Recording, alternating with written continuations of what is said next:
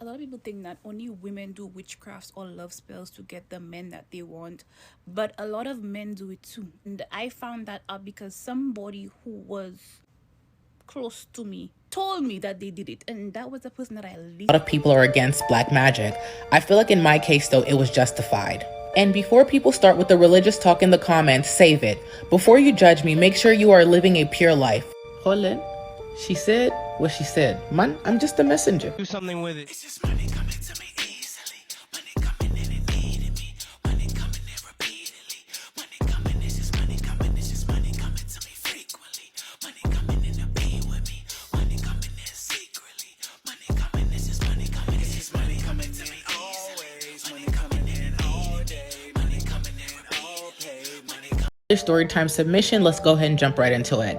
Please note that I am reading somebody else's story. This is not my story. Someone submitted their story to be shared. Let's begin. I debated on submitting my story because I know a lot of people are against black magic. I feel like in my case, though, it was justified. And before people start with the religious talk in the comments, save it. Before you judge me, make sure you are living a pure life. Hold on. She said what she said. Man, I'm just a messenger.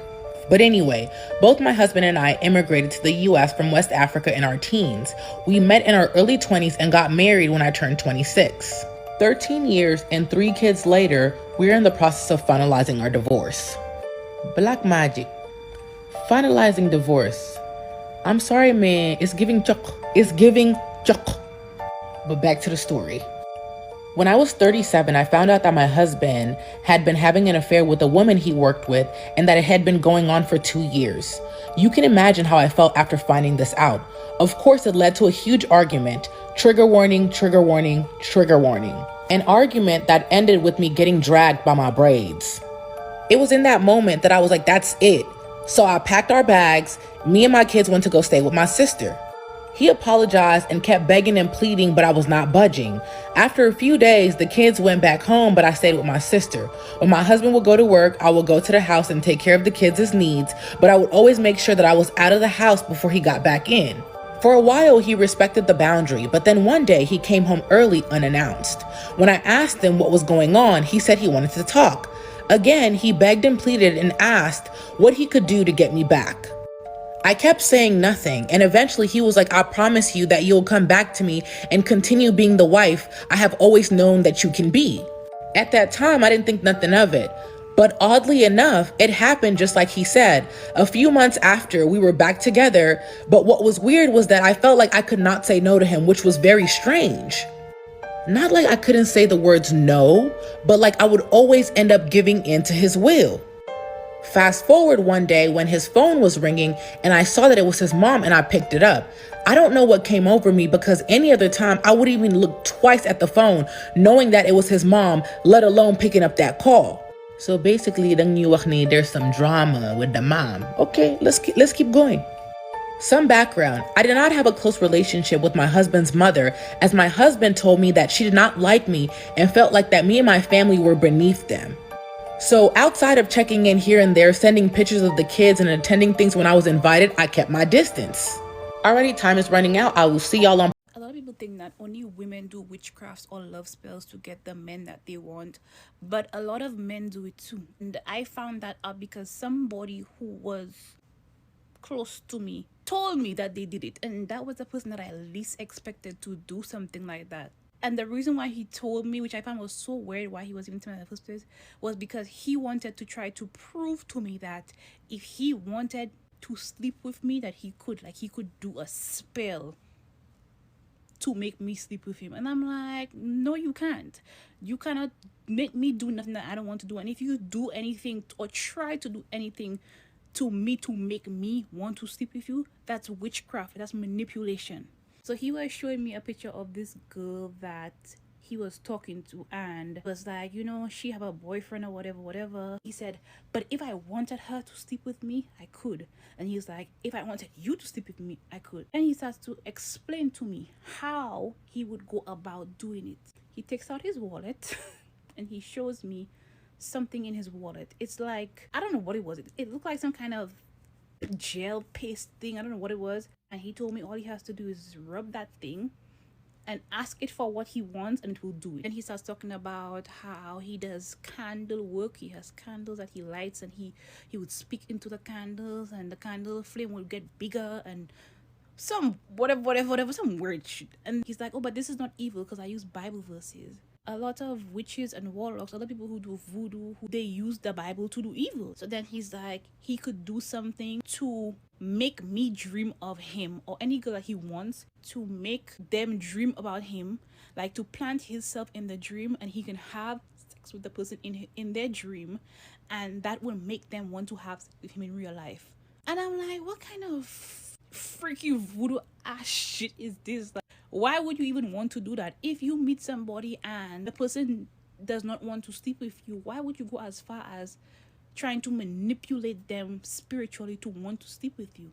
What really like threw me off is the fact that he kept saying, oh, if I wanted to sleep with you, I could do that to you. If I wanted to sleep with you, I could do that to you. For him to say that and constantly keep repeating it, you cannot be trusted.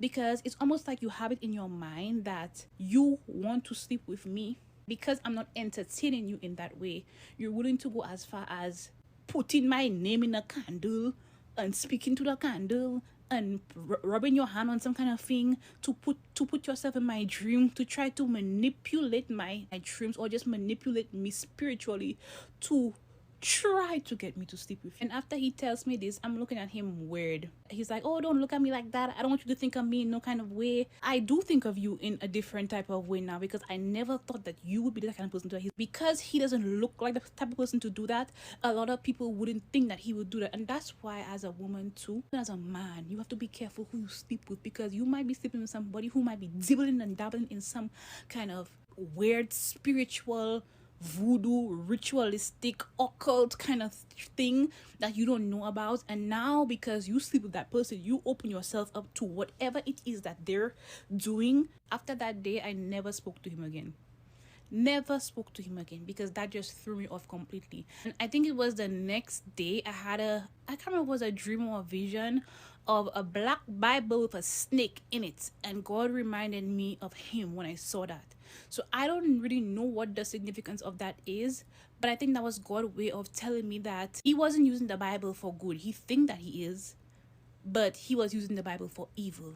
But yeah, be careful out here, because a lot of the times these things are not written on people's faces. Somebody can look very much normal. He's a normal looking person, very much normal, and you don't know what they're doing behind closed doors. A lot of people get themselves into some spiritual stuff that they don't even realize that is opening doors to a lot of demonic activity, because they're thinking that it's not evil, because just because you don't call on a demon or you're not calling on Lucifer, that does not mean it's not evil. There are different types of evil. There are different doors. There are different levels. So just because it may be level 1 does not mean that if you don't get deeper and deeper and deeper, you will not get to level 5, because that's how it starts. You open a door, but somebody would go and sleep with him, and now all of a sudden your whole life falling apart because you sleep with somebody who's basically a warlock, because that's what he basically is, a male witch.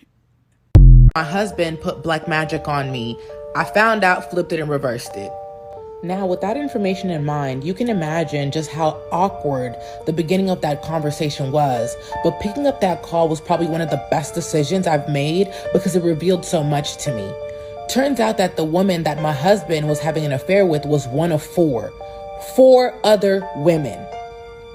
I was beyond disgusted and instantly started feeling sick. She went on to tell me about how my husband told her that I did not like her and that I felt like him and his family were beneath my own. But because I loved my husband, I was willing to look past his family, even though I was still talking down about them. And just like me, his mother too decided to keep her distance. His mother also shared that he had put some black magic on me to keep me from leaving him. Now, I know some people are going to say there's no way, I did not see things, but honestly speaking, I never had a clue until I did. She quickly told me to jot down her number and call her when I was alone, erase the call, and not to mention the conversation to her son, aka my husband. I was skeptical at first, but I did everything that she asked. 2 weeks after her and I spoke for the first time, I was on a plane back home to spend some time with her. She got a separate place for us. That way family members would not tell my husband that I was hanging out with his mom. That would instantly raise red flags. Now, I did tell my husband I was traveling back home, but I told him I was there to spend time with my own family, which I did to a certain extent. One of the days I was in town, his mother took me to go see this guy who practices black magic. Turns out it was the same guy that my husband had used. Apparently, my mother-in-law was against some of the things that he was doing, but never felt like she could say anything to me given our non-existent relationship. As she had been watching him for years, she knew exactly what he was doing and who he was going to. Let's keep going. Me and my mother-in-law and the guy start talking, and the guy confirms what my mother-in-law said. Still skeptical, I paid a guy and he's supposed to do something for me where I'll be able to regain my free will against my husband. Just like some of y'all are thinking now, I was like, ain't no way. After that, I wrap up my business in country and I head back. When I got home to my husband, things felt different. A lot of things I previously tolerated without batting an eye were beginning to aggravate me because everything was really appearing to me clearly that it was one-sided. Something I really hadn't been thinking about in a while, like I just did it. Like it was almost like I was on autopilot. Now, keep in mind, we both worked and contributed to the bills, but he provided no help around the house or with the kids. A few months after coming back from my visit back home, I caught my husband cheating yet again. And because I had caught him in the past and came back to him, he was convinced this would be the same as the last time. Little did he know that with his mother's help, I had cleansed myself of the invisible black magic shackles he had put on me. For the next few days, I played his game until he went to work, making him believe he was in control. The following week, I spoke to a few lawyers to understand my options, eventually going with one. A few weeks later, he moved out, leaving the house to me and the kids. But those few weeks before he left were hell on earth. After catching him trying to sprinkle some sort of dust over me in my sleep, sleeping at night became a struggle. So I would wait for him to go to work during the day, and that's when I would sleep. Seeing him move out was the first time in a long time that I felt like I could breathe again since this entire ordeal started. His mom ends up moving in with us to help me with the kids while I work, as my mother was quite elderly.